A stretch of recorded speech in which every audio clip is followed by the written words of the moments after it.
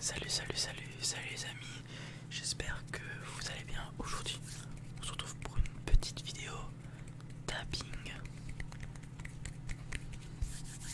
Donc je vous invite à vous installer confortablement si vraiment l'objectif de la vidéo c'est de vous aider à vous endormir.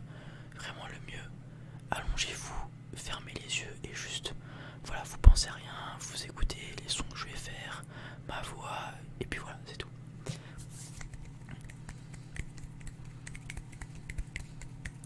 Alors comme d'habitude, quand je suis ici sur ce décor, c'est que y a un camion en fait qui est en train de décharger du plastique, si je dis pas de bêtises, dans l'usine d'à côté où mon père travaille.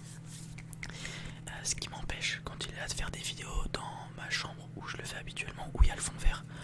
Mais bon, comme c'est une vidéo tapping et que je vous ai demandé de fermer les yeux pour que ça soit vraiment optimal, franchement le décor on s'en fiche un petit peu.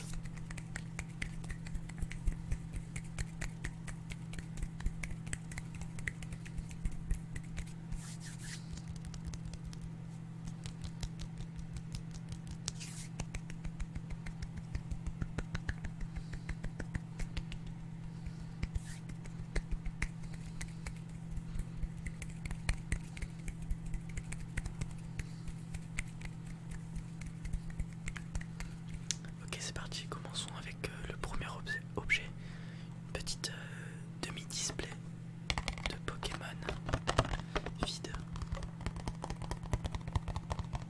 Alors c'est la dernière demi-display qu'on a ouverte pour ceux qui regardent les ouvertures Pokémon.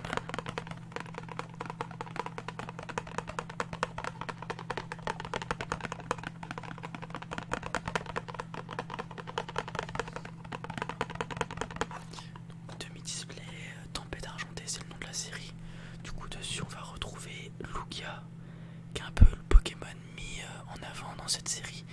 Coupix d'Alola juste ici, Regieleki ici et Regidrago juste ici tout simplement.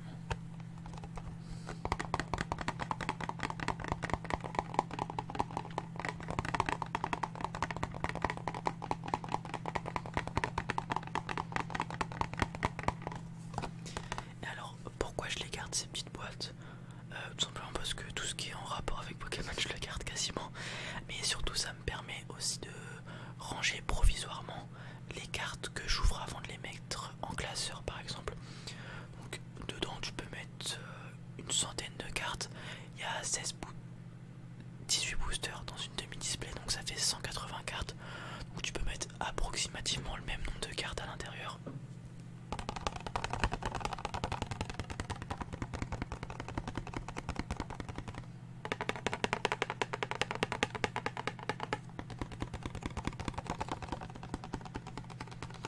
Puis comme vous voyez, il y en a deux juste ici.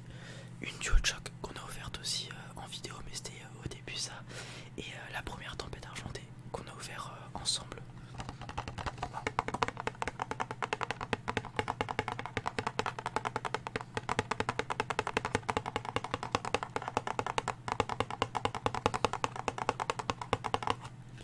Alors je vais vous lire le petit texte qui va avec chaque série Pokémon. Donc là on va lire celle de Tempête Argentée.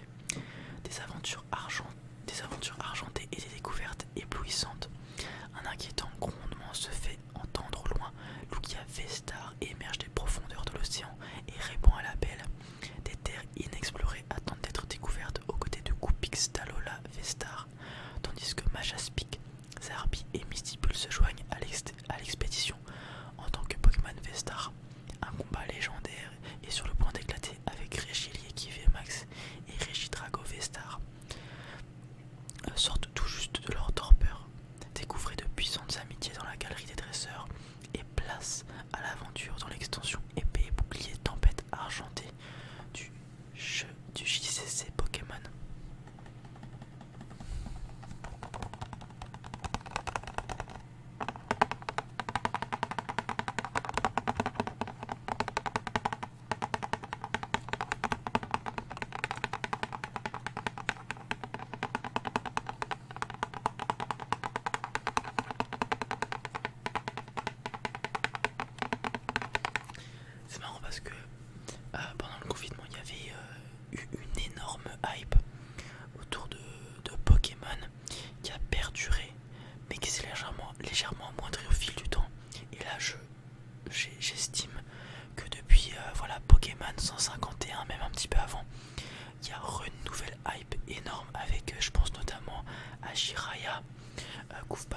regarde en ce moment et plein d'autres influenceurs qui se sont retournés vers ça.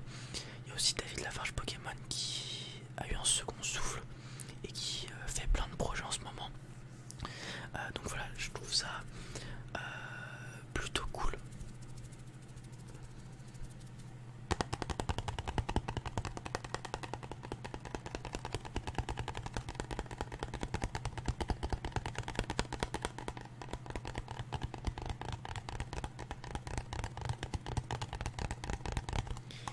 Mais bon, le problème de ça, c'est je sais pas si dans le temps cette hype va vraiment perdurer. Alors ça sera toujours un petit peu hype au minimum Pokémon parce que il y a toujours des personnes qui seront fans de ça. Ouais, le plus grand exemple, je pense, c'est David Lafarge. Bon, lui c'est son métier donc c'est un peu différent, mais il y aura toujours des personnes qui seront fans de Pokémon, qui en ouvrent assez fréquemment ou vraiment de temps en temps par pur plaisir, comme moi je pense.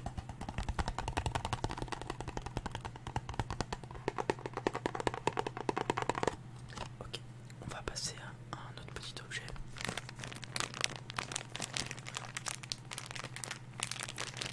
Le petit sachet de lacets. Aussi, je garde vraiment, quand je vous dis je garde vraiment beaucoup de choses, je jette rarement des trucs. Donc là, je vous venez de voir par exemple la demi-cible Pokémon, mais je pense que c'est quelque chose de famille parce que ça soit ma grand-mère, ma mère ou mon père, on jette quasiment rien. Pour preuve, on a un sachet de lacets qui sert absolument à rien, que j'utilise pour faire des vidéos.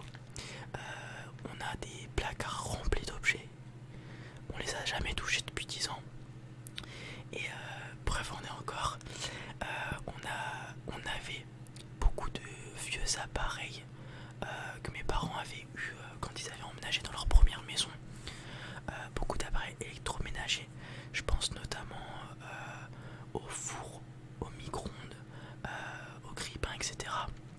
Là, ça fait quelques années qu'ils commencent tous à tomber un à un, malheureusement.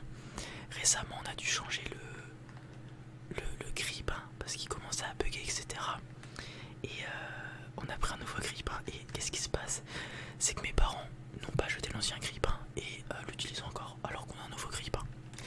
Donc voilà. Bon, après, ils m'ont expliqué, c'est parce que eux ils mettent leur pain, leur baguette à griller, et le nouveau grille-pain est pas assez grand pour entraîner le morceau de pain. Mais bon, on a aussi changé de four parce que malheureusement le four était électrique et il fonctionnait plus. Et il est dans l'entrée, il attend dans l'entrée, je ne sais pas pourquoi, ça fait plus d'un mois qu'on a changé de four. Et l'ancien four est toujours dans l'entrée. Je sais pas ce qu'il attend, mais il attend.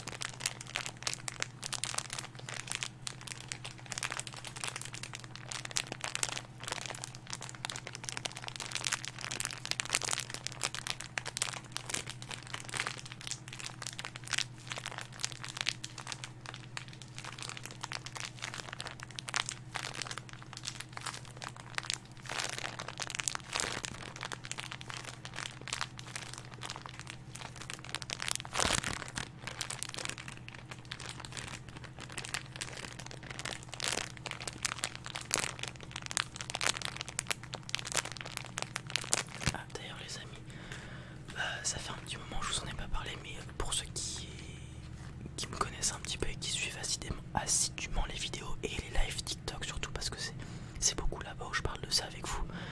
Samedi dernier, j'ai réussi à PR 100 kg au bench, donc je suis vraiment content. C'est quand on commence la salle, je pense notamment plutôt côté masculin, un des objectifs c'est vraiment de réussir à soulever toujours plus lourd à ces exercices, notamment au bench, au deadlift, etc.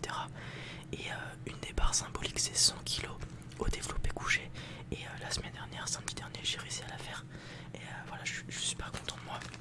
Là du coup, le prochain objectif ça serait 105, 110 kg avant mon anniversaire qui est dans 4 mois au mois de juin. au mois de juin, pardon. J'espère que c'est faisable.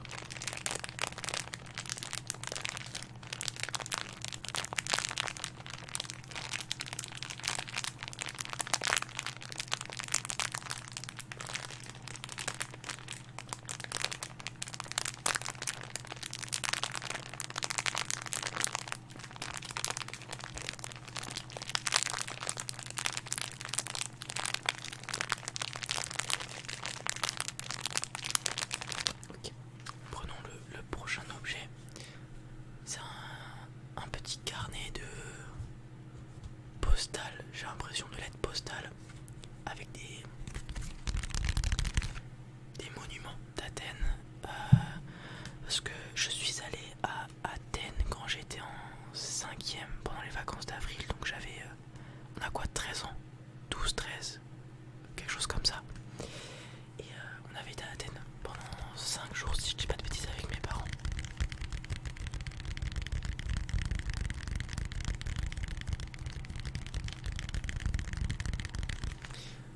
Alors c'était pour leur anniversaire de mariage, parce que si je dis pas de bêtises, c'est le 20 avril, quelque chose comme ça. Et du coup, ils en ont profité pour nous prendre avec eux. La fois précédente, qu'ils avaient fait un voyage pour leur anniversaire de mariage. On était trop jeunes, ils étaient allés à Rome, si je dis pas de bêtises. Et là, on était à Athènes ensemble. Mon père aime beaucoup l'histoire, mon frère aussi. Moi aussi, ça va, j'aime beaucoup plutôt l'histoire, la mythologie, tout ça. Pas trop tout ce qui est Seconde Guerre mondiale, tout ce qui est plus moderne, j'aime pas trop, enfin plus récent du moins. Et du coup, on a été à Athènes. Donc, vous voyez l'Acropole, juste ici par exemple. De toute façon, c'est quasiment que des images de l'Acropole. Pareil, ici l'Acropole sur son plateau. Ici, encore l'Acropole. Ici, on a un stade qui fait beaucoup penser au stade qui est aussi à Rome. De toute façon, vous voyez, c'est des grandes pistes pour les courses équestres en char de l'époque. Ici, on en a un autre, un demi-théâtre.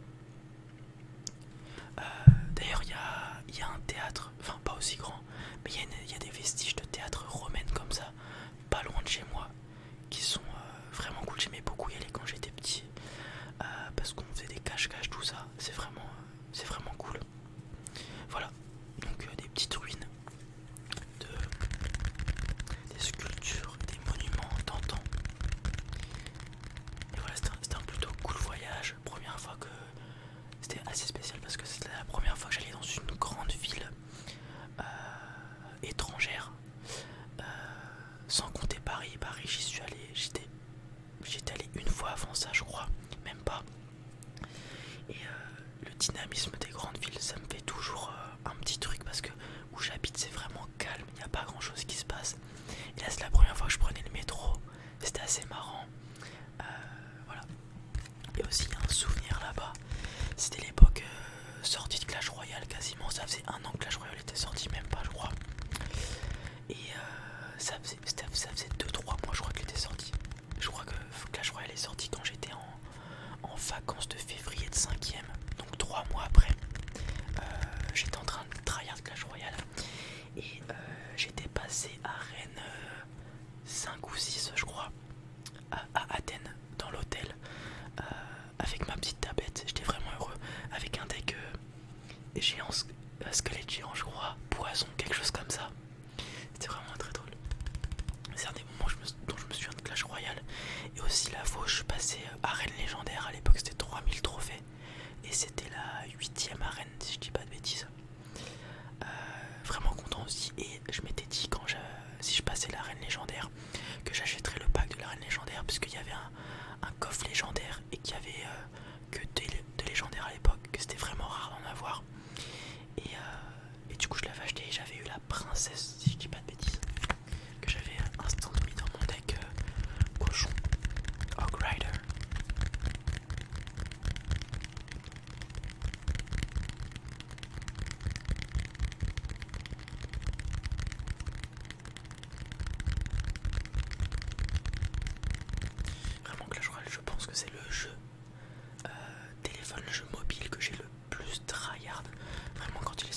game, j'étais avec un pote. On l'a installé, mais vraiment à la sortie, on l'a installé. On a joué et tout, toute la journée. Et je me souviens, il avait eu le prince, une épique. Et on était là, première game qu'il fait avec. On voit le prince qui cherche sous la tour, qui met 400. On n'en pouvait plus, on était en mode, mais what the fuck, c'est quoi ça? Et après, il s'est fait counter par l'armée de squelettes. Ça, vraiment, je m'en souviens, ça m'a fait très bien.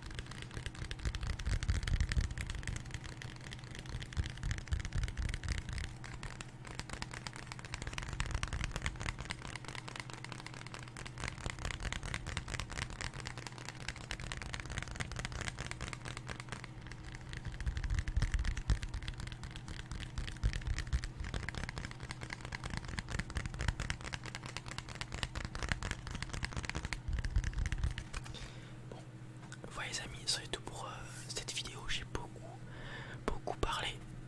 J'espère que ça vous a plu. Je sais que sur ma chaîne secondaire, il y a des personnes qui aiment bien quand je fais ça. Alors pour eux, le terme anglais c'est Ramble Whispers. C'est genre